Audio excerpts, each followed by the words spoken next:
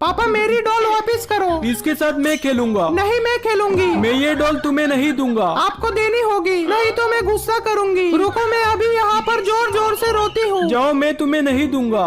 अरे यार, ये शरारती बच्ची कहाँ पर चली गई? यहीं पर तो थी। तुम यहाँ पर मिट्टी के साथ क्यों खेल रही हो? हाँ फिर मैं क्या करूँ? चलो आप भी मेरे साथ खेलो। आपने मुझे डॉल नहीं दी, इसलिए मैं मिट्टी के साथ खेल रही हूँ। यार ये चाबी बहुत टाइम से निकालने की कोशिश कर रहा हूँ, लेकिन निकल नहीं रही। अरे यार, लकड़ी तो नीचे गिर गई। चलो मैं आपकी हेल्प कर देती हूँ। पापा ये लो लकड़ी। थैंक यू बेटा, तुमने मेरी बहुत बड़ी हेल्प कर दी।